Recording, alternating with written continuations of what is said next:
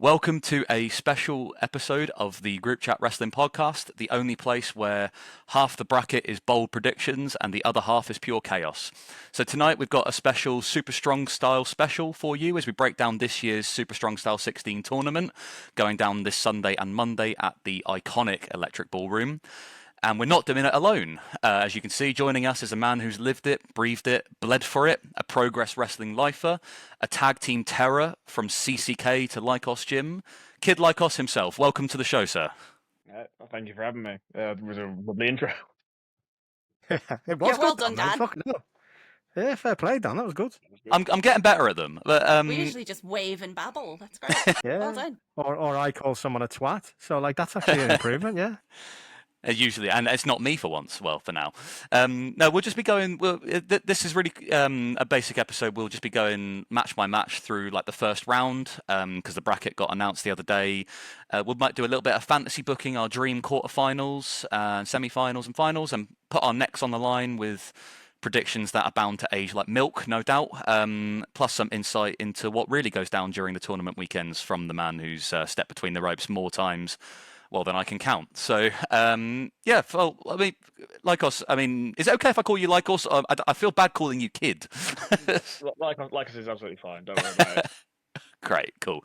Happy days. So what's the vibe like heading into Super Strong Style this weekend at the moment? It's good. I'm training harder than ever. I'm getting to have little nice moments in the sun. I'm wrestling frequently. I feel ready to go. I have no injuries that I'm nursing right now, so that's always a positive going into a tournament based 2 days. I'm ready. I'm excited, and I'm excited for my first round. To be fair, Yeah, it's a first time match, isn't it? yeah, first time ever, which is crazy. Thinking about how long both of us have been around, that we've never wrestled. We've had a couple tags here and there, but even that took a good 4 or 5 years of Mike coming onto the scene before I even managed to lock horns with him then. So the first thing that's managed to happen on a platform like this is a great way for it to kick off. Speaking of tags, though, you've been doing a lot of tag wrestling in progress over the last few months, and there's a chance that you might end up facing your tag partner. Yeah, we were hopeful to be on opposite sides of the bracket so we could go to the final. We're on the same side, so we can meet in the semi-final, which will be ideal. And then I can go on to the final, and he can do what he's doing. But it'd be good to get to the semi-final and face off with Lykos too, because he is exceptional. He is. I'm a big fan of you as a team, and I'll show off my shirt that I'm wearing. I have a Lykos Gym, and can I put a plea out right now, please, for more wrestlers to do this and put something cute, cool on the back of a shirt, because I'm tired of having something cute on the front and then just a plain back. So well done. Thank you for that. No, More wrestlers should sometimes copy the that. best stuff's on the back. Yeah, more wrestlers need to do that. yeah. So, go back to the match with Oku really quickly. How much tape of his have you watched? Because you've obviously been on the same kind of cards together a lot, but your paths have never really crossed, and you've obviously been in tag matches and stuff on opposite ends. But how many times have you visualized Michael Oku eating that brainbuster? I've got my game plan ready. I've seen a lot of tape of Mike because it's hard not to. The dude is one of the most well-known British wrestlers of this current crop. He's just debuted for Ring of Honor. He's obviously known for his fantastic matches with Ospreay and Pac and Shingo. So I've seen a lot of Mike. I've seen Mike develop from his early starting to break out to now, which is awesome to see. And obviously I've seen him develop his act and how Amira plays a factor ringside. So there's a lot to factor in.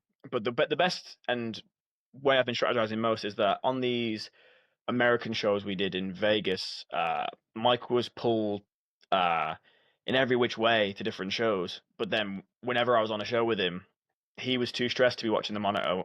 He was getting things sorted, getting ready, or doing that.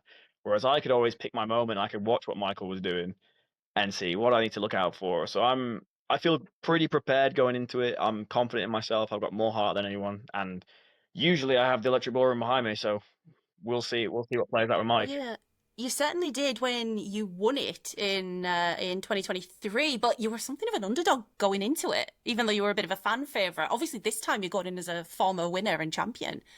Do you prefer going in as an underdog or with having those high expectations? I don't.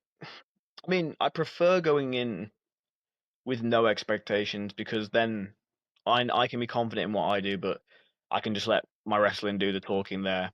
Going in with the high expectations this year, as it's my first time back in it since winning it. Last year, of course, I was a champion at the time. Uh, there's a lot on my shoulders here, but it's lucky that it's such a comfortable position for me here, because it's the Electric Ballroom. Um, and it's a tournament, like I said, that I've won before, and like you're going into the unknown typically. And this is Mike's first time in Super Strong Style, so he's going into the unknown. Whereas if I've been all the way, I know what to expect. I know how tough it can be, and I know where I'll have to preserve energy where maybe I didn't the year that I won it, and now I can go into it with a better head on my shoulders. Very, very astute ethos there. So, are there any sort of personal memories or standout moments from past Super Strong Styles? Obviously, your big win would probably stick out, but are there any others any lessons that you've learned over, doing such a grueling tournament over, 2, perhaps 3 days? Any things that stick out to you? From like previous ones that I wasn't in, I got to see I got to be backstage or ringside for big matches, and learn just the best way you can from being right there. Like I got to see Chris Hero wrestle. He exchanged some things with Brooks back in the day, alongside other people on the roster. Um, I've seen some fantastic Sabre Junior matches and learned how he takes a grueling tournament and makes it work for him. And then obviously my own experiences, the groundswell and the reaction increase as the tournament progressed in 2023, like from beating Big Damo to moving past Nathan Cruz and Nick Wayne, all the way to the final, and then the big moment with Haskins, with Nigel McGuinness as the referee. There's just a lot to take in. And then a dumb memory that's not really relevant to anything is I did an entrance that was like 4 minutes, where I had to wrestle Warren Banks because I was in my horrid era, and it antagonized him. So I not only completed my entire entrance track, I got it to play again for another minute and a half. So Since done well. since you mentioned Nigel McGuinness, he called it down the middle that match, but he wasn't always the most complimentary. Yeah. Now he's back in the ring, and they are coming back over in August. I mean, would you be up for maybe facing him again? I mean, anyone who says they wouldn't be is, I think, a bit silly. I think I'd have to join a long queue of people, and although maybe we've had our differences in progress, I think the front of that queue should be Connor Mills. So if anyone from the UK scene should wrestle him, it's probably Connor. Despite me having my beef with him this past 6 months in progress, I'm aware of the impact that wrestler had on Connor, and I think that's a matchup that people would really enjoy. I mean, he wasn't the most complimentary of me on commentary during the tournament, but I think he just lent more with the people that he related to, and I think he related more to the people who had a bit of like a devious streak in them, because he was kind of the same, like a mean streak. So I understood why. I think if I had the chance to face off with him and show him why he was wrong, all the best. But He's not changed, has he? He's still the same. Anyone who's got a bit of a devious streak there, and he's all over them. Anyone It who's wouldn't be nice, he's don't want to know. It wouldn't be the first time recently that a commentator has got what's coming to them. They're currently doing it with WWE, aren't they? So yeah, you're right. We should see Pat McAfee versus Nigel McGuinness. That's what I want to see. I want to see that battle. God, I don't know. Yeah, I mean, the jury's still out. We'll ask the listeners that one. But we were going to say about the person who is fighting Pat McAfee, Gunther. Obviously, is an old stable friend of yours and from Schadenfreude and Friends. And I was going to ask, in light of the Nigel question, would you, by any chance, be up for facing another old stable friend of yours, Kyle Fletcher, if the opportunity arose? Absolutely. I haven't actually seen Kyle in a long time. When they were over here for last year's, he wasn't at the Cardiff that we were at, but obviously he was on the Wembley show, so I think he flew in a bit later. So I haven't actually seen him for a long time. He's obviously just phenomenal, just absolutely incredible. Look at the shape he's in, the content he's producing in his spare time, and just the wrestling output. Uh, any wrestling company that has him over the next 20 years is due just a whole lot of money on his behalf. Like he's gonna draw for a long time. He's just fantastic, and it would be lovely to test myself and develop and learn from someone in that position. Hmm. Did you ever imagine like anybody from the group would sort of be like where they are now? Obviously, it was with Schadenfreude. Obviously, it was just before the pandemic, wasn't it? And obviously, that kind of disrupted things quite a lot. But did you ever sort of predict that it would sort of end up like the way it has? Yeah, I figured everyone in the group is good enough and smart enough to find themselves in these positions. Like um, Brooks, it was inevitable, I think, for Japan to find his footing, and he found it in the company that suits him so well. Um, Kyle and Davis obviously had that meteoric rise in New Japan and then immediately off to AEW. So I think I didn't expect the switch up, but I think again, just two phenomenal wrestlers. Gunther has always been good, and just continually proves it and performs at the highest level, and deservedly so. Gresham obviously has always been fantastic. I think he's someone who is even smarter than people realize. So I'm not shocked by all the places he's been and the things he's done and the creativity that goes with that. I mean, if you saw him and Sabre from Bloodsport over WrestleMania weekend, that is, if you want to be a technical wrestler, that's one of the most phenomenal things you can watch because it's an education right there. And then you have Metahan, who was Lucky Kid at the time.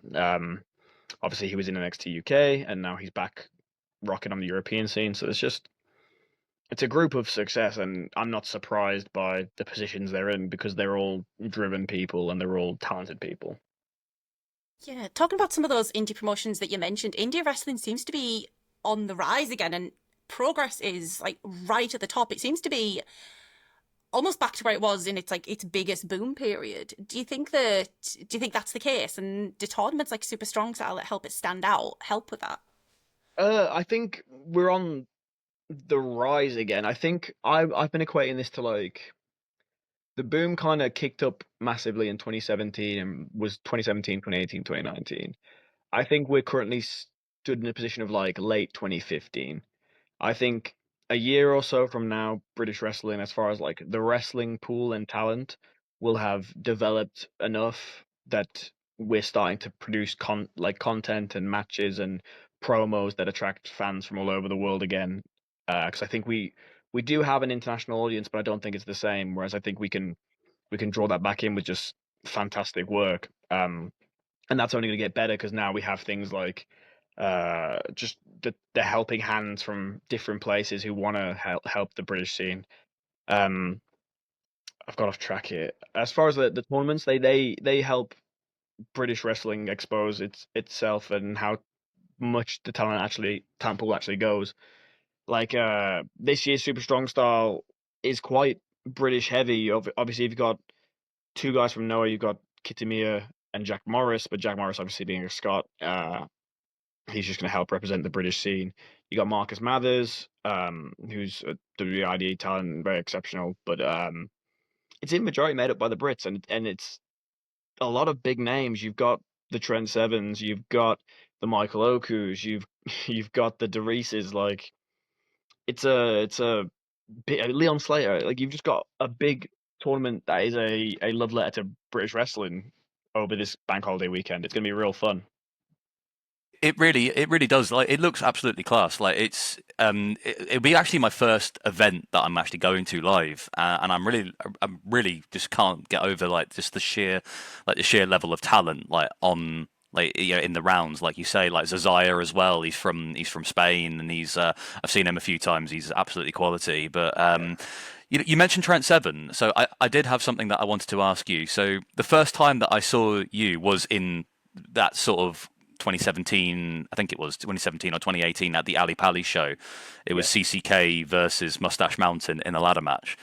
Is it your dream scenario to sort of get a little bit of revenge for Trent for what he did during that match to you, but also at Burning Heart in Wolverhampton late last year. Yeah. I think I want to get my win back on Trent from that Burning Heart show. So hopefully again a Burning Heart show in the future or another show. I'll get to face off with him because that was another first time match that we'd never had. I'd wrestled Tyler before, I'd wrestled Pete before, but I'd never had a one-on-one with Trent. So for that match to be in Wolverhampton, it was pretty special, like with all the history. So it'd be good to do that again, and I will probably I'll try and get my win back. That's the main thing. The Ali Pali match was real special.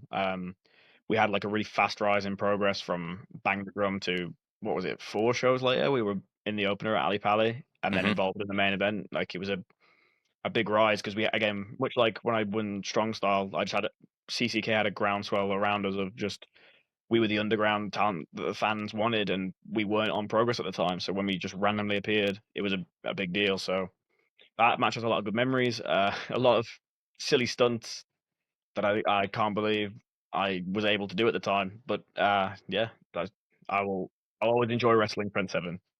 I was there at the Burning Heart for that show. That was fantastic, that match. It was excellent. Thank you. I was shivering away because the place was freezing. I was surviving on the overpriced cans that the bar was serving. And that match was great, man. It took me out of the fridge-like feeling that I had. It was great. So thanks for that. I'll take You just that. warmed me up a bit.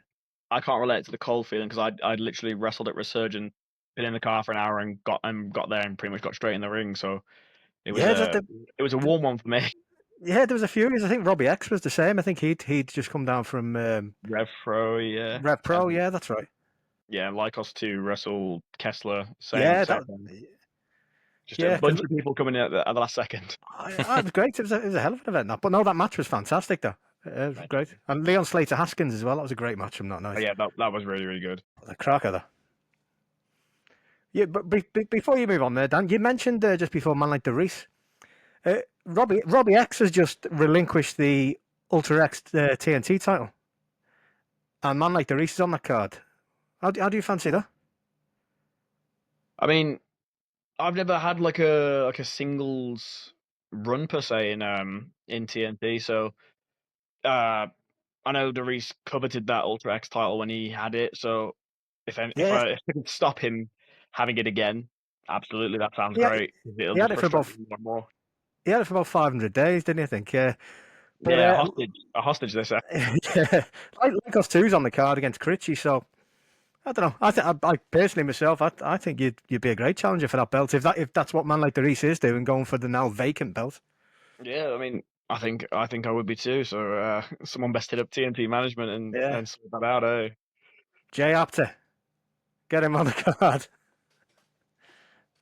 Yeah, it's quite interesting because in TNT, we're actually a sponsor of TNT. So ask us nicely, and we can probably just sweet talk Jay. Buy him a Diet Coke or something. No, He'll still probably say no, but yeah. That's fair. Sorry, Lucy. Go on. Favours to Lykos, honestly. I'd love to see that match. I think that'd be a great match. It'd be amazing. I would, but we don't book the show. I wish we did. To be honest, if I booked shows, they'd be awful. They'd be fucking terrible. Here. Mine they'd be great for me, but everyone else would think they were shite. My entire card would be, hey, I met you guys on Here Comes the Pain and I want to see something. Go on. It would just be Brandon Cutler fighting himself, wouldn't it? No, he'd have a lot of people to fight, but none of them would be remotely challenging. All right, we're going to go back to talking about Strong Style. Like Dan, this is my first Super Strong Style event. Obviously, I've been to a lot of other Progress shows, but this is my first Super Strong Style 16 event. Does it feel different than a regular Progress show? As a talent, yes. As a fan, I wouldn't be able to tell you necessarily because I've never just sat there and I've never not worked. Even when I couldn't physically wrestle, I was doing something at the shows or on the shows, so I wouldn't be able to say for definite. I guess the second day might feel different depending on how much you drink, if that's your scene before. Stands. But yeah, What you say? It feels different, yeah, for sure, because you have to be locked in for 2 days rather than just rocking up and doing your business and leaving. I'm really looking forward to it. I love a tournament. I'm a big fan. A lot of places are doing them now. Currently, the Owen Hart Cup is going on in AEW. Of course, you've got things like the G1. Then WWE has things like the Rumble Elimination Chamber. Do you think that Super Strong Style is something that helps Progress have its own identity? That this is like something that you know is coming every year. Was that the idea behind it? I guess so. I mean, it has to be a question for the old management at the time that created the tournament. But I think it is something to look forward to every year. It's something that as a talent you work towards. Like I think in the same way that like a WWE talent would look forward to the Rumble and then WrestleMania, and you have your goals, what you want to work towards by that time. I think as a talent in Progress, you work towards right. Where do I need to be for super strong style? And then the next, I guess, key point would be November, where they tend to do like a super show.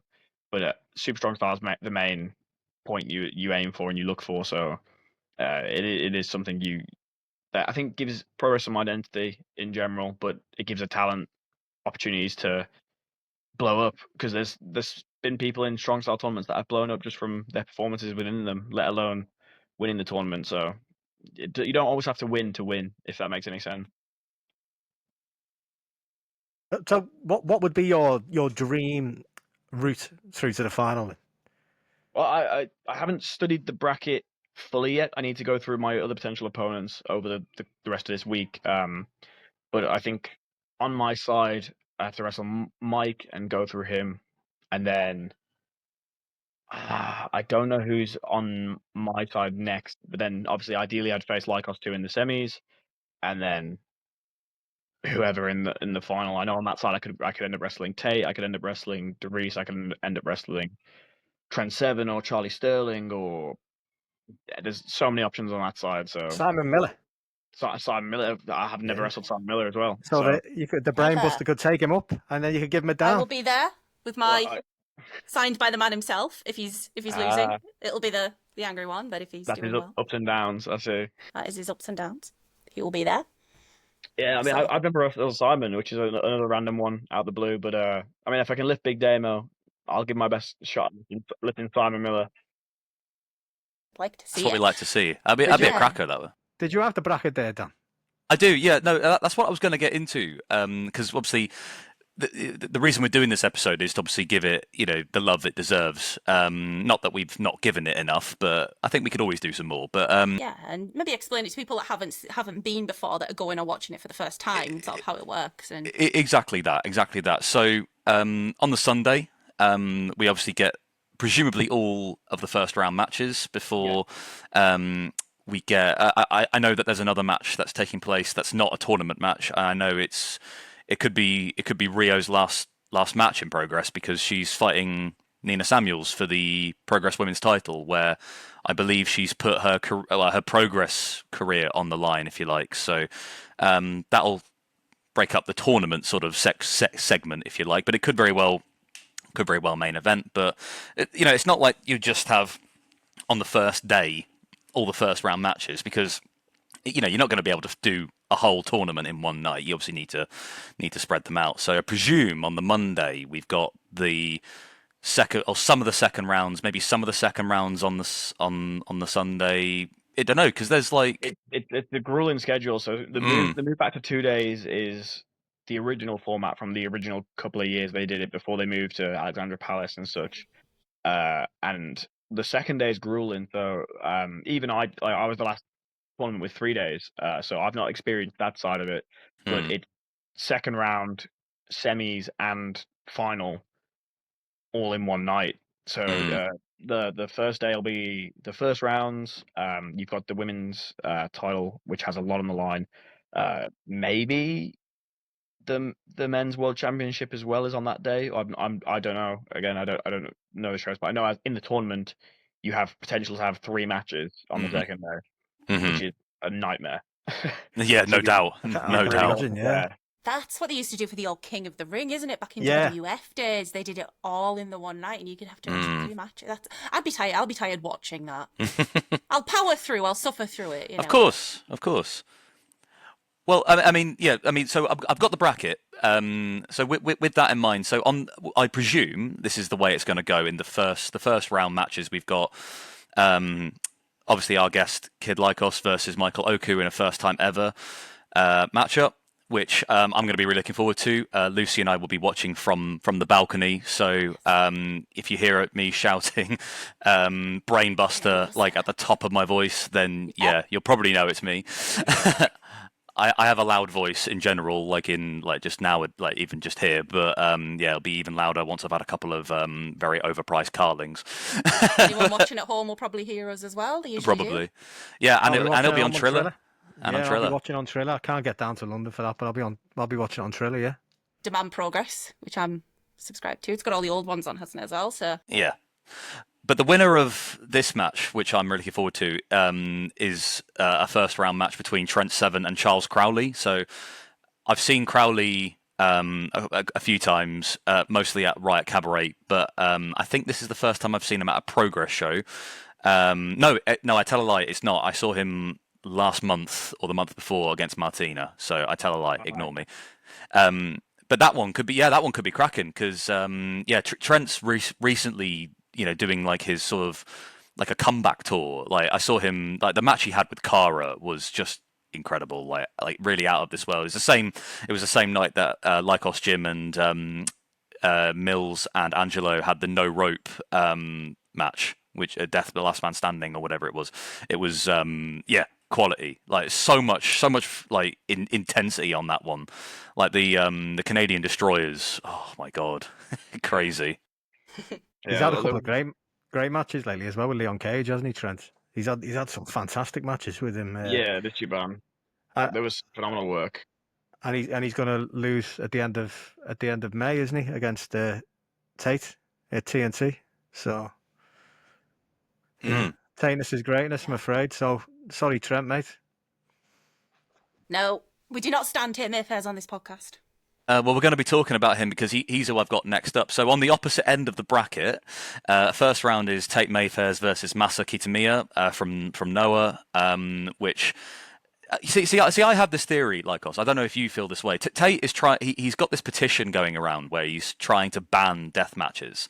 But at that show that I told when you and Lykos 2 fought Nico and Connor straight before the break, or maybe just after, it was Tate and Eddie in a last man standing match, and Tate was bleeding. And he can espouse how much he hates death matches and hardcore wrestling all he wants. But there was a bit when he suplexed Eddie onto some thumbtacks or some glass, and I saw a smile. There was a hint of glee in his face. Does he really hate death matches? Because I don't think he does. He definitely does. I think there's a reason you saw thumbtacks. There's no way you've seen glass or barbed wire with. Okay. Not to say Exactly. Not to say he wouldn't. If it came to it, not to say he wouldn't do it, but he is a man who values professional wrestling. But everyone, if you hate someone, there's no necessarily limit to how far you might go, especially in a wrestling ring. And there is some kind of like sick enjoyment to that.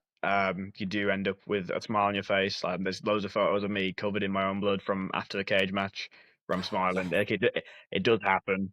So I've felt what Tate felt, but I don't imagine you'll see Tate in King of the Deathmatch too soon. I think the only way you'll see him swinging a light tube around is if JBL actually delivers on his promise and turns up to confront him. How great would that be? JBL and Tate. He keeps prodding him on Twitter, JBL. It's a strange one. But yeah, well, I think that's the only way you see him getting a light tube. The pictures of when you end up covered in blood and stuff, obviously covered in blood isn't great, but they always make the best pictures, don't they? They're always the best match pictures. With Spike, though, that was bloody. Oh yeah. That's why I fought for like the graphics post winning the title. Like I remember when Pete won the world title for Progress, and his graphics were like post match, like hair all messed up, like bloody, not bloody necessarily, but like chest was beaten in and stuff. And it makes you look so much cooler. So when they tried to like take new photos, like pristine, clean ones, but like the lighting wasn't good and like it just made me look kind of flat. I was like, no, just use the sick photo you've got with the blood on. Like that just makes the general, like you show that to a casual, they go, what the, and they react to it, which is what you want, because you either attract a casual or you get them talking about you, and either way, that's a positive for the company. So Mm. I was battling for Quite. that graphic for ages. Quite right too. Who But else who's have we to say got? that Kitamiya couldn't just give him a headbutt, and before you know it, he's bleeding. See, Lucy's getting some sick enjoyment out of this, and I think we need to have a serious word. Tate's got all of them fooled with his "I'm nice now." No, he's a bad lad. I'm not fooled. I like him. He's Not nice. remotely fooled. He's nice now. He's look. He only got. I've explained this to you. He's probably just a bit angry because Luke Jacobs hit him with a chair in Manchester, and that was only because I seen Luke Jacobs having at the bar. And I said, "Do you want a pint?" He goes, "Yeah." So I give him a pint, and the next minute he's running down the ring and hitting Tate Mayfair's with a chair. So that's two things. Tate Mayfair's isn't bad. He was just a little bit angry, and secondly, don't give Luke Jacobs any alcohol. Yeah, can't hold his alcohol clearly. Oh, that's Evidently not. Last time I saw Tate Mayfair's, he sold me a T-shirt and told me to stay away from his wife. So he's in he the. also- The thing is, he also- he's not even married yet. He's getting not married yet. in 2 months. He also invited us to the wedding, so you can't be that upset. It's positive. But we've just skipped past you shading Luke Jacobs, saying he can't handle his alcohol. Tell us a bit more about that. Well, clearly he can't. If he had one pint Luke and he runs to the ring to beat up Tate Mayfair. Yeah, it was 1 pint and he's swinging a chair around. I'm not going to say it was my fault, but I don't know. Do I detect a sense of guilt in your eyes there? Possible guilt. Find the mask. You can't sense anything with this mask, it's great. And that's only because you've just got over your Mexican flu. Hey. Yeah, anyway. I'm being La Parker for as long as I can until Conan comes knocking on my door with the feds. It's okay. All right. Well, Come on, who else have we got in this bracket? Come on, Dan. so if presuming Tate makes it out alive against Kitamiya, he will fight the winner of a potential bit of a blood feud. This one actually, Ethan Allen against Man Like DeReiss, which I've seen them one-on-one. They always had a great chemistry together. I'm glad that Ethan Allen's back healthy because he was out for a while, and he seems to be really finding his stride again. And DeReiss is just killing it at the moment. Like he must have had about 4 or 5 matches across the WrestleMania weekend. And he's just kills it every single time, and he's obviously been on TNA a lot quite recently. One of my favourite moments in that WrestleMania weekend was in the clusterfuck when DeReiss comes in and he's rapping whilst he's actually wrestling, and he's ducking, he's jumping over, and he doesn't drop the mic, he doesn't stop. It was fucking brilliant. Most cardio he's ever done. We're clipping that. Yeah, we're having that, and we're having you talking about Luke not holding his booze and challenging Kyle Fletcher. We'll put it all up. We'll get you. Oh, don't you worry. Someone. Everyone's going to be coming after him here. What are you doing? He'll be all right. He's lightning quick. He can evade all of them. He's lightning As quick. long as What it's he's trying to after get off. strong style and strong, then it's fine. Yeah, What else I have mean we got? that match is gonna be Going back to the match, it's gonna be awesome. Like Allen and DeReiss that's 2 fantastic wrestlers, one strong in the line, and just it's gonna be exceptional in ring, regardless. Like I'm excited to see what happens because Allen's had his number as far as their interactions when they've had tag matches. So be good to see what comes of it. The tag match that they had recently, Boisterous Behavior against the Young Guns. Oh my god! I mean, yeah, it's just insane. I mean, yeah, but this is a feud that's been going on for quite a while. So I think there's a lot of talk on social media recently about wrestling soulmates. I wouldn't be surprised if DeReiss, Slater, and the Young Guns will be enemies like that, soulmates for life, because they just create magic in the ring together. So I think we're going to be spoiled going on Speaking of Sunday. Boisterous Behavior, didn't you wrestle them in? Was it Vegas? Did you have the tag match with them in Yes, Vegas? Is that that was available quality, that. somewhere to watch because it's not on demand? It's on Triller Plus. Is it? I'm sure it is. Yeah. TV for sure. It's not on Progress at the minute. It will go on Demand Progress Plus, I imagine, but I don't know. It's definitely on Triller because I've watched it back. Excellent. Yeah, that was fun. And Lykos 2 obviously pinned Man Like DeReiss right Mhm. before the tournament, which is a great thing to have momentum going into it. So I think that's something DeReiss might have on his head, that someone else in the tournament's already pinned him in recent succession. With the heat with Ethan Allen, if that's on his mind, that could distract him enough and could cause a problem because Ethan will capitalize on that. The Boisterous Behavior Young Guns tag, I will say, has my favorite move of the year so far, where Leon Slater. I think I know gives what it is. the most disrespectful Blue Thunder Bomb I think I might have ever seen to Yep. Ethan Allen. And I Yep. remember I was watching it in the room and I bust out laughing. And then I've watched it back several times and also bust out laughing. It's just incredible It's so good. how he throws them. I love it. It's the Yep. best ever. Takeshita is going to be coming after him, I think. As a man, I can top that. Fuck, if he does, God forgive whoever he gives it to. But Exactly. yeah, the Leon Exactly. one, the Leon one's exceptional. Well, speaking of Leon Slater, so we've done 2 corners of the first round bracket, so we've already got 4 potential matches of the night. But another one, another sort of sleeper one, features Leon Slater against Jack Morris from Noah. I've not seen much of Jack Morris. I've seen clips. I've never seen him live, so I'm really looking forward to seeing what he can do. But we saw Leon. We all went to Rev Pro in Doncaster just a few days ago, and honestly, like, it was him and Michael Oku for the title, and it was honestly one of the best matches I've ever had the pleasure of seeing live.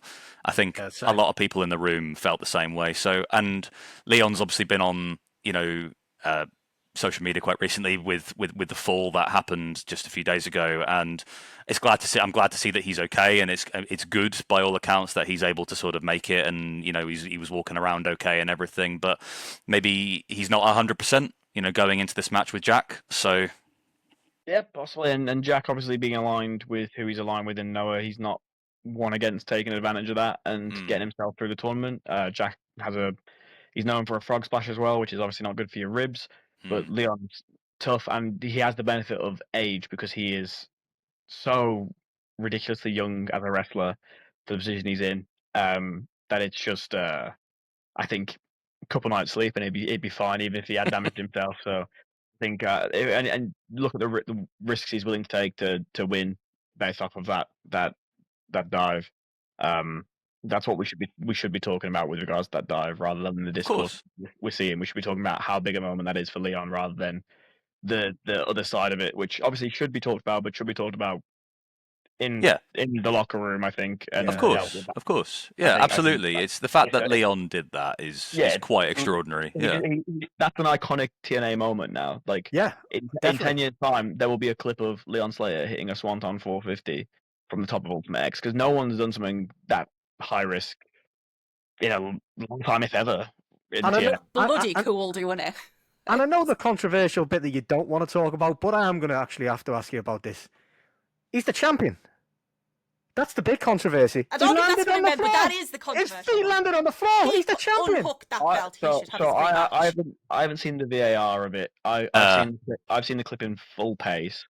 I can't give you the full answer. The rules dictate if both feet touch the floor with after you've took it down from the X. I don't know if one foot touched or no foot touched or whatever. I don't know how.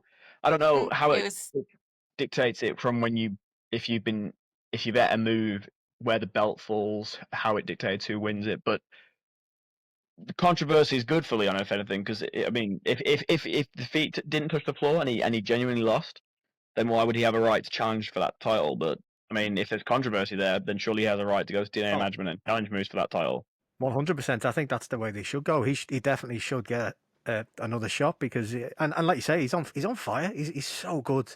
Yeah, I mean, to be in matches with the Hardys and you're outshining him at the age of 23 is just fucking ridiculous. He's younger. He's 20. He's younger than that. Is he 20? I thought, why did I think he was 23? That's even more insane.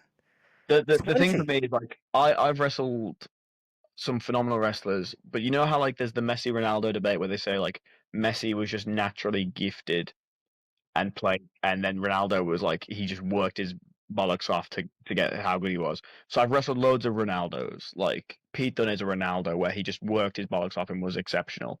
There's only 3 aliens like a Messi type that I've wrestled, and that would be Ospreay, Takeshita, and Leon.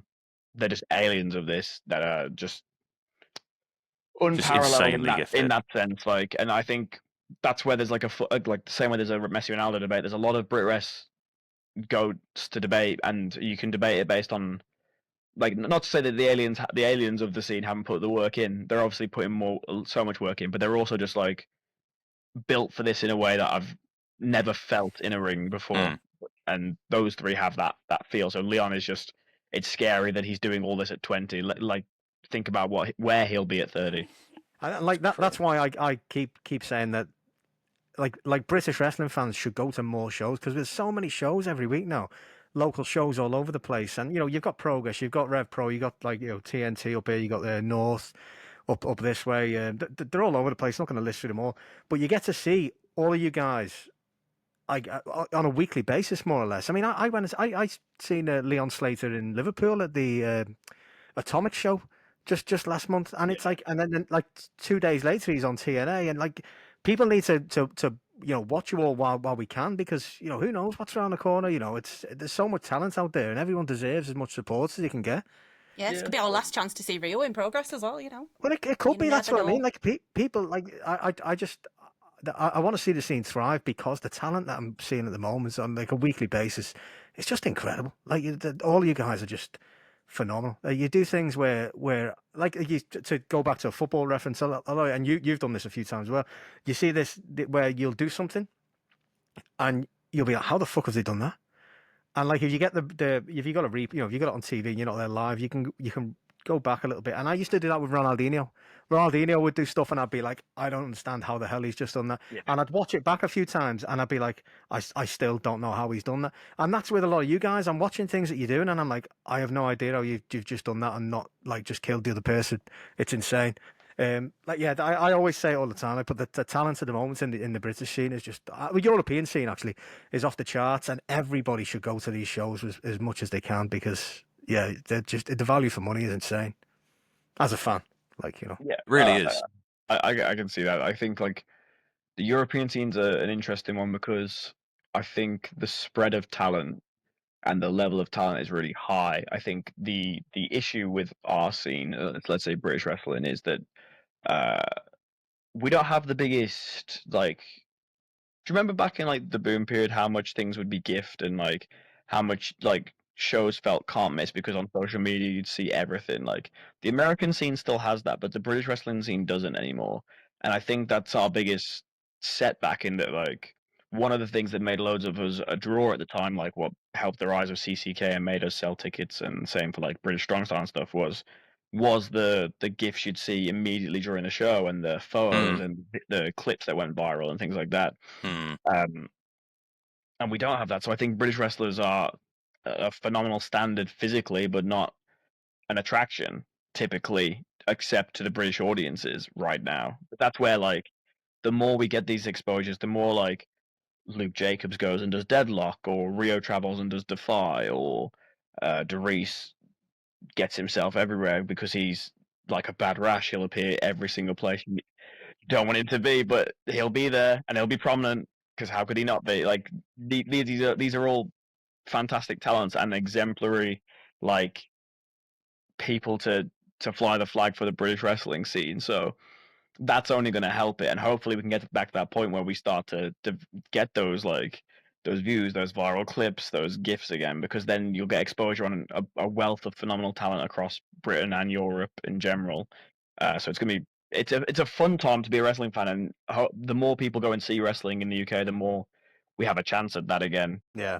Oh, 100%. We can only hope that we attract more people, especially with things like Strong Style. And you talk about the viral clips, or that the Leon Slater one from the weekend. There's certainly one of them. And like the biggest one I can think of in recent years was probably the Leon Cage one, when he hit the Stomp Powerbomb and it went to like 1 million views within a day. So yeah, like the Leon Slater one's another big one. I agree with you. More of them, please, because we do see it from as soon as AEW has been on, or Raw, or WWE or whatever. You're right. The clips are there all the time on Twitter. Like the main highlights of the shows are there, but we don't get that for the British shows. So I get what you're saying there. Yeah. Yeah, that's a really good point. I hadn't really considered like the immediacy of like the the clips, and seeing it, like it's almost like you're there but you're not there. It gives you like a sneak preview. I mean, I know that like accounts on social media like share things of what have happened, but usually it won't be till like well after it's actually happened. You need that sort of like to just be on the ball Japan, kind in of which thing. case nothing ever is to be shared. It's why Triller is such a benefit for Progress, because Triller obviously you have the liberty to watch it live, and people can rip gifs. So that's helped our American audience, for example.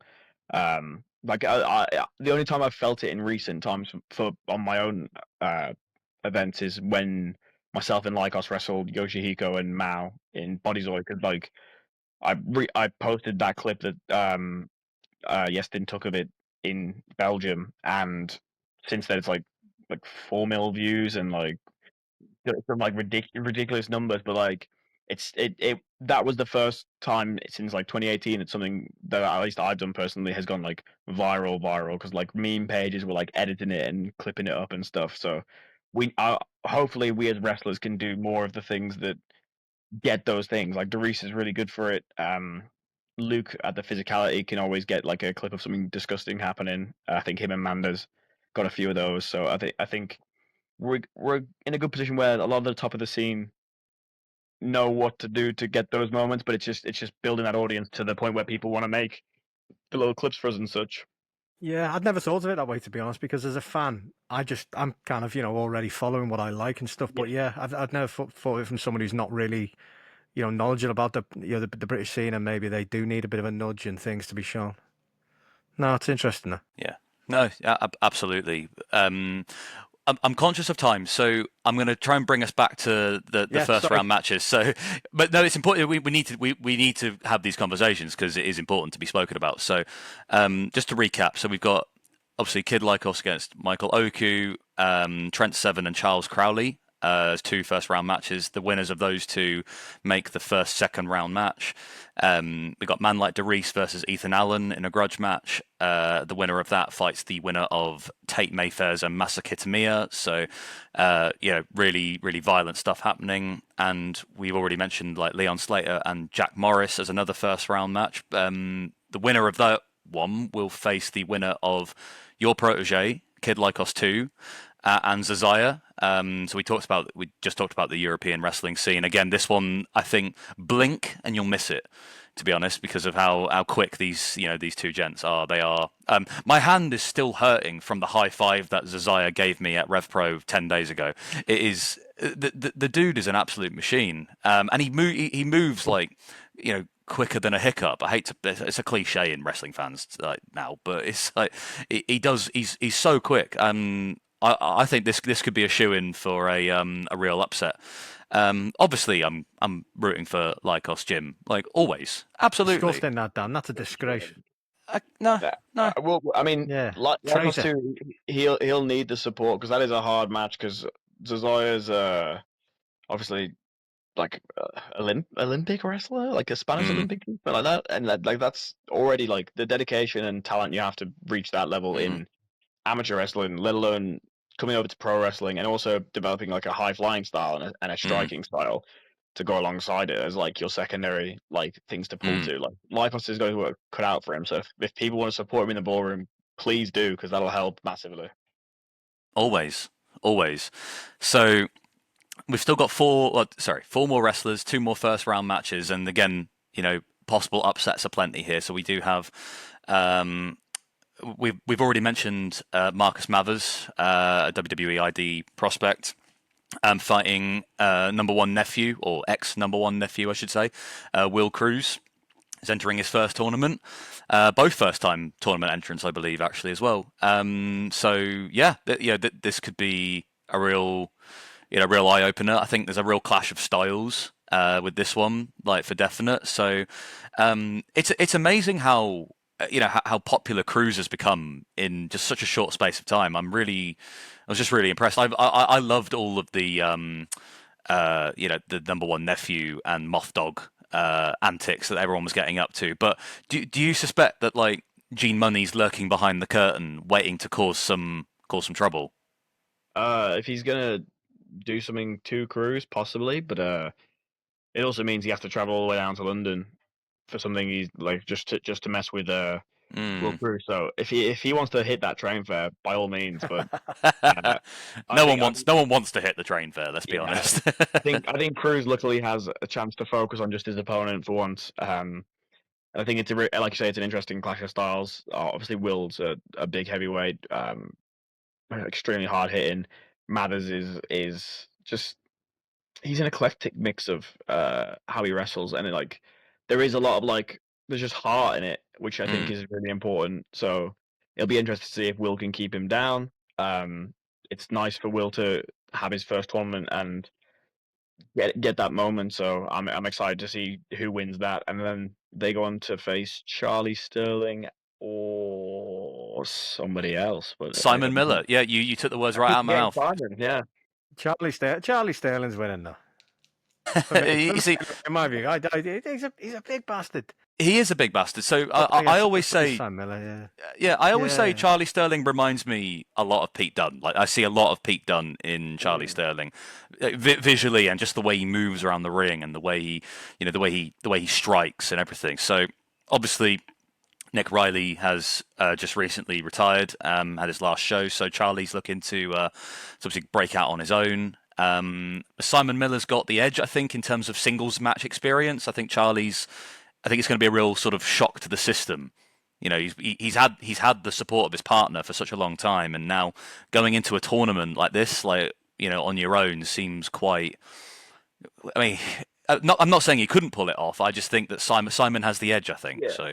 Sure, we spoke about the pressure that I have on my shoulders, but Charlie's got a lot of pressure on his shoulders because he's going from one of the longest reigning tag title runs to being fully alone. He's got not got the support of the audience. He's not got the support of Nick Riley. He is fully alone for the first time in Progress in 3 years, 4 years.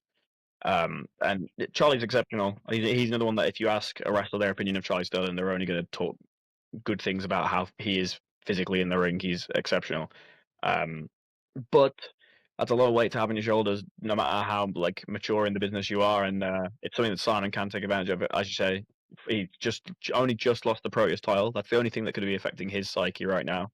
But a successful reign with that title, which proved that he was a successful singles wrestler. So, I mean, he's also just yoked as well, which doesn't help anyone who wrestles him. So, it's going to be a real fun one, that one, and then obviously moving to that second round, whoever they end up facing is going to be interesting. Yeah.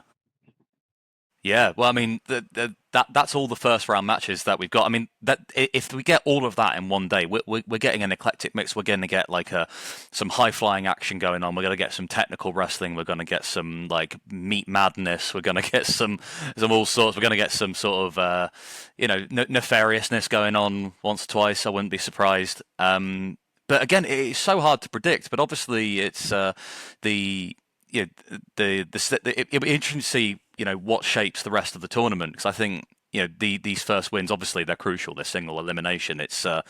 But I think even like you said earlier, Lykos, about how even if you don't win, it's a real good chance to sort of make your mark and make people remember you, even though you didn't necessarily walk away the winner. People coming away talking about you. So. Yeah, for sure. It's gonna be interesting to see who loses their match but comes out of the weekend in a much better position than they were in before. I'll be interested to see who that is in general, be that through audience support or actions in ring. I'm excited. It's always a fun time of year. Yeah. So come on, give us a prediction who you face in the final. Let's put you right on the spot. So just to confirm, Yeah. so the 8 people you could potentially face in the final, because they're on the opposite bracket, it's got Darius, Ethan Allen, Tate Mayfairs, Masa Kitamiya, Marcus Mathers, Will Cruz, Charlie Sterling, Simon Miller. So you could face one of them in the final. Who would it be?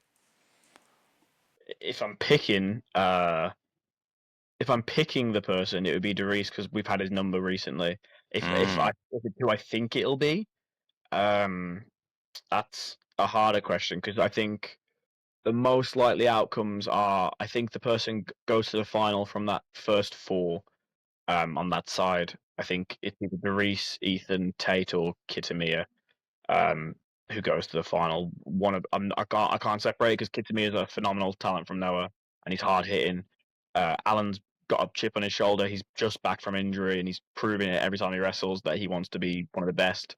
Tate has been to the mountain recently, so he's hungry for that because he wants to get back to it. Darius obviously has more drive than anyone, so that's a really hard one. I think that's not to negate the other side. I think I had to look at that side, one of Charlie or Simon is probably going to be in that semi. I think they're both in a position where you're either going to be motivated like Charlie, or Simon's current success is going to play a factor in what confidently takes him to that semi final.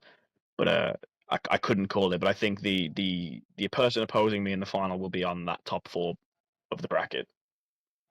Okay, and were you to beat one of them, whoever it is in the final, and win, you'll be the first 2-time Yes. winner. You'll then go on to face, well, who would you like to go on to face? Because it could be one of 2 guys after.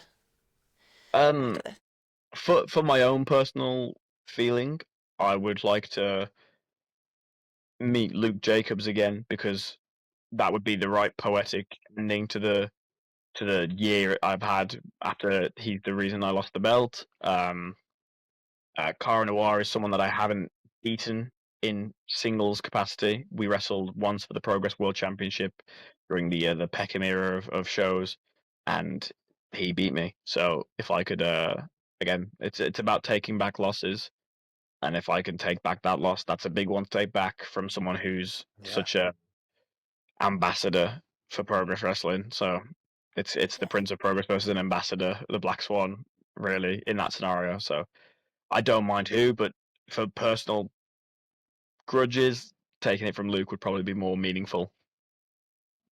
Yeah, you're not the only one that hasn't beaten Cara Noir. I'm not sure. I don't think Luke ever has he? No, he's 0-3, right? I believe. So give me a prediction then. Not who you want, who you think is walking out as champion. Well, based on stats, then it has to be Cara, and on his day, Cara can be mentally tougher than anyone. His feud with Spike showed that, and maybe current in my, like, if I look at the last 2 instances for stats again, in my last 2 meetings with Cara Noir, I've pinned Cara in one of those, whereas in my last 2 meetings with Luke, I haven't pinned Luke necessarily. So maybe I have a safer bet if Cara beats Luke. So I'm going to rely on the stats then for that, and I'm saying I think Cara might win. I'm going to say, as a fan, I would like you to win and face Luke, because I don't want any egg shenanigans going on in the match with you. That's fair. Okay. I am going to say... Oh, I sorry. say I have a dairy allergy, and then he can't be dishing out eggs, because that's attempted murder. Disqualification. Yeah. Okay, Exactly. Well, I will say as a fan that I would like you to win, Lykos, because I have bet a week of washing up on you winning. Every year, me and my husband, we pick one, and whoever gets the furthest in the tournament, the other one does the washing up for a week. He's got Crowley, so if you can chuck some pine cones in Crowley's boots, that's fine. As long as you get further than Crowley, I would be delighted. So I envision myself in the final and winning, but in the event that me and Crowley both go out, what if we go out in the same round? What's the factor that dictates the winner? Is it the match time? Is it the way they lost? Like, what's we separator? haven't decided that. We've never had that before. You might have We'll to have to come up with caveat your something. bet. Yeah, we might go with a match time. Want to back pocket just in case, but I mean, I'm going to the final, so I think he's losing anyway. So Excellent. Get it done. I don't like washing dishes. Get a dishwasher. We do have I married him. Fair. We do have a good friend, Dan, who comes to a lot of the shows with us. Sorry, not Dan, that's Dan. I was going to say, I'm here. Dale. Sorry, God, I'm losing my mind. Who comes to all the shows with us. You would know Dale if you've seen him. He loves you boys. He's always the first man in the Lykos queue. Buying merch every time. He's obsessed with you guys. And so when we knew you were coming on, I did say to him, when we get Lykos on, we'll give him a shout. He's asked if we can ask you. First of all, he wants a mask. He wants a mask. Do you sell the masks? Because he wants a mask. He's just said he wants one. I do on occasion put old ones up for sale that I don't have a place for anymore, or I don't use, because, like, I'm sentimental about certain things, but certain things are just like general costume that I shouldn't really cling on to if I'm not going to be massively attached to them necessarily. So it's better to share that with someone who is. So if I do it ever, it always ends up on socials. So if you need it, just have them get in contact.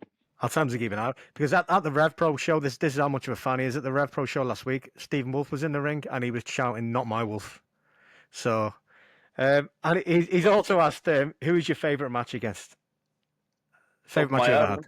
Oh God. It's never an easy question.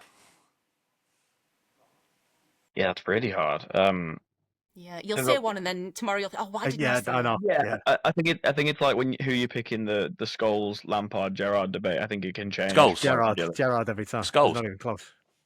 I think it's Scholes, but Yeah, I think it's goals. I also. I hope you get knocked out in the first round, you know. He's talking to me as well. Yeah, I hope you biggest get point is knocked that out as well. I think Lampard gets really disrespected because the amount of people who have that knee-jerk reaction where one of them says Scholes and one of them says Gerrard, but Lampard is also just phenomenal. Like we're talking like one of them has to be shit, but like they're all just exceptional, which is why I think they can rotate in who you pick. But like, yeah. for the match, my favorite one this year was with Miles Kamen, randomly at Breed Wrestling in Shrewsbury, who have a show May 11th. If anyone is in Shrewsbury for that, but I guess because it's appropriate because of recent events, me and Chris wrestled Satomura, Meiko Satomura, and Akira Tozawa in Corrigan Hall. It was our first time in Corrigan Hall wrestling Satomura and Tozawa, so that's one of the legends of the Joshi scene, if not, you should just say the Japanese wrestling scene in general. And then Tozawa, who was in WWE at the time, came back to Japan for that match. I think that's his last match he's had in Japan, independent of WWE. And he's like an idol of mine because I loved him from the Dragon Gate era. So that match is pretty appropriate, I think, to say right now. There you go, Dale. Perfect. All right. Well, before we finish up, can I throw some questions at you? Go for it. What we are trying to do is we are making this a competition. So you are against the clock and we're trying to set a score. Okay, you're trying to beat... I think who set the score last time? Was it you, Dan? No, I think it was Mark, Wrestling Mark. Mark. Okay, so can someone please give me a timer? I am going to ask you a series of questions and you need to answer them as fast as you can. Okay. Okay, tell me when you're ready, Dan. Okay, I'll count you in, right? Okay. So 3, 2, 1, go. Would you rather take 100 chops or 100 super kicks? 100 super kicks. Eat only chocolate or potatoes? Potatoes. Shawn Michaels or Bret Hart? Shawn Michaels. Is a tomato a fruit or a vegetable? Would you rather wrestle handcuffed or blindfolded? Handcuffed. Fight 1 elephant-sized ant or 1,000 ant-sized elephants? 1,000 ant-sized elephants. Do you know how strong an ant is? I do. Would you rather be slammed on chairs or through a table? Chairs. Greg's meal deal or Tesco meal deal? I've never had a Greg's meal deal. Who's a better tag partner, Lykos 2 or an actual wolf? Lykos 2. Twitter or Instagram? Twitter. Could 100 Lykos beat a gorilla? 100 Lykos 2 couldn't. Would you rather win by pinfall or submission? Pinfall. Wet socks or no socks? No socks. That's exactly a minute. I have started, so I'll finish. Okay, Would you rather fine, have fine. 5 stars from Meltzer or a golden up from Simon Miller? I don't care. You have to pick. That's brilliant. 5 stars from Meltzer because it has more street cred. Okay. All right. Well done. On those questions, by the way, you do realise Leo Rush is coming for you? Why? For the Gregs. The Gregs. He's obsessed with Gregs. I love a Greg's, but I've never had a Greg's meal deal. Fair enough. I don't think I have, actually, to be honest. I didn't even know they did meal deals. You just go in and get a pass. I pop in for a random item here or there and just enjoy myself. Yeah. Okay, well, Greg started up north. We know that we still have meal deals up here, whether you Southerners do or not. I don't know. I remember once after it might have been Progress in Newcastle. Me, Eddie Kingston, and Chuck Mambo walked the streets of Newcastle, and in the space of 45 seconds, we passed 3 different Gregs, and this is midnight, and they were still open. It was incredible. They're at service stations now in airports. It's crazy. Honestly, I live in Reading, and they've just opened a Greg's drive-through and sit-down eatery, and that's a true story.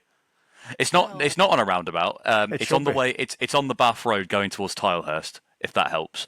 So, I think it's 24 hours as well. I could be wrong. I might be chatting absolute shit, but yeah, that is true. It's a sit-down eatery and a drive-through. I'll have a Greg's meal deal in all your honours, then. And we'll talk the scores. And at the end of I will say this one thing. There's a Holy Trinity. Have you ever had the Holy Trinity from Greg's?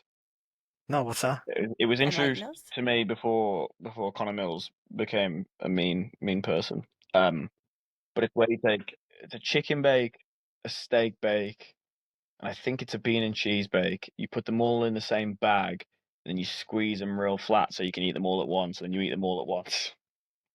Sounds very northern. That sounds amazing, but I'm on a diet, like, so yeah. If you deep Correct. fried it, it would be very northern. So what was Lykos' score, Lucy? I didn't keep count. I will go back and do it Okay. Yeah. afterwards, and I will put it up in a little graphic. Yeah. And we'll see at the end of the year. Yeah. We'll tot up and see who got the most. Lovely stuff. Right. I'd love to know where I end up in this table. I do think you beat Mark. Like, You so did. that's, You absolutely did. yeah, because I don't. There were a couple of questions that I don't remember, so that's to me suggests that you won. So Is Well, this I'm a- doing different ones for everybody. It's not fair if people have a no, chance to fair win a enough. prize. Fair enough. But if anybody is at Progress on Sunday or Monday and fancies having a go, I have an endless list of questions I can make up. Come over, find us, get a bracelet 'cause I'll be giving those away, and have a go at beating Lykos' score.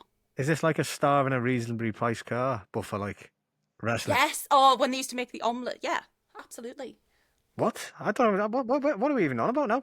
What's that? On Should we morning let it- telly, they used to do. How's that I'm about too Top old. Gear? I'm gonna say you're doing. Yeah, you're no, doing Top that's Gear. Top Gear, but this was Yeah. like morning with whoever and somebody. Okay. They used to make. All right, fine. They're not cultured, Lucy. Evident. This was a long time ago. You're probably too young to remember this. Right. Well, Lykos, again, I just wanted to say thank you again for coming on. So, but I do have one more final thing to ask you. So, I saw on your Twitter profile a few days ago, you said, you said something that really caught my attention, and it was, "Smooth seas don't make good sailors." Yes. So, how deep are you into the genre these days? Do you make Lykos 2 do a sweat deck to like the story so far or something? Because I really want to know. I'm a huge neck deep fan. I'm a huge story so far fan. So I just love to know. So we're both. I would say we have crossover music tastes. I think he leans in more recent times more towards like Architects and Sleep Token and such. I'm notoriously a big Wonder Years guy. Oh, my friend would love you. Yeah, I'll tell you that. Neck Deep, I've seen live a couple times. I enjoy them a lot. I think their music's real fun. I resisted for a long time. There's some fans from 2017 that'll have heard me talk some shit because I would talk shit because they're from the town next to where I'm from. It's good to talk shit about them. Of course, yeah, it's natural. It's only natural. You have to. Yeah, it's rivalry. But I enjoy their music a lot. I've enjoyed their shows live. I think Ben talks too much in between songs. He does love a sometimes. natter, doesn't he? Yeah. Sometimes just get to it, my brother. Like there's some urgency there, but I've always had a good time. I really enjoyed it, and it was a good reference to throw in against Rising Tide because their name lends itself to it.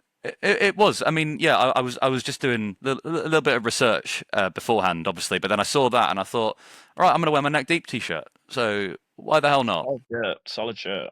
Thanks, I appreciate that. It's it's quite old, but it keeps me busy. You know, gets a lot of comments all the time. But good stuff. Before we go, tell us a little bit about where people can find you if they want to follow you on social media. Yeah, absolutely. I mean, I'm at Kid Lykos on all my socials. That's Twitter, that's Instagram, that's TikTok, that's I have a Facebook, but I haven't used it in years. But yeah, on there we got lykosgym.bigcartel.com. Depending on when this comes out, there might be some merch on there, or there might not be. It goes on sale soon, as of recording. So see if it's there, I guess. And then you can see me in person at many a show. I'm at Progress Super Strong Style. I'm at Breed Wrestling. I'm doing Shakespeareran theatre wrestling with Wrestling Resurgence in Nottingham in a week and a half's time. I'm a bit here, there, and everywhere. You'll catch me at New Wave Wrestling every so often. You'll catch me at Attack every so often. I rock up random places. If you want to see me, hit up your promotions and tag me in that post. I'll be doing that. And also, if you want to see Lykos, just contact Dale on Twitter, and he will probably have a list of everywhere he's appearing. You can't sleep safe. He's yeah. That's okay. It's sounded a bit ominous. He's a huge fan. He really is. Like I love that. That's really nice. Yeah. And yeah, again, like just from me to yourself, like thank you again just for like doing what you're doing. We talked earlier about like like everyone really grinding hard and on the British scene, and the fact that you're still here after after all this time, like giving it your all, and being inspiring to like the younger generation of fans growing up in a scene that we're so blessed to have. Again, just thank you. It's I don't think there's enough gratitude in the world. Like social media can be a very, very toxic place, and it can be a very negative place. And I don't think it's that there's not enough positivity about or appreciation for a lot of what you guys do. And like all the credit to you, all the success to you. And obviously if you're around and you see us at the ballroom, obviously I'd love to buy some merch and contribute and just give back and everything. I appreciate it. Thank you. Always buy merch. I am addicted.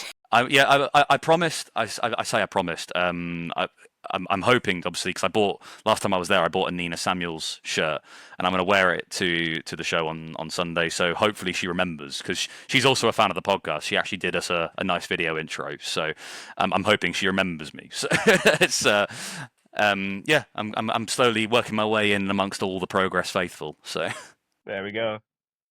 Good stuff. Thank you so much for coming on. I'm a genuinely huge fan. Have been for a long time, ever since you came back, really. Yeah, thank you. I appreciate that. Absolutely brilliant. Thank you guys for having me. It's been fun. Good. Anytime. We'll see you on Sunday. Yeah, really appreciate it, mate. And I will be watching from home. But we'll wave to you from the balcony, Andy. I'll be pulling for you, watching it on Triller, even if you did pick the wrong person from the Skulls, Gerard Lampard debate. But anyway, thanks a lot, honestly, mate. Really appreciate it. Thanks.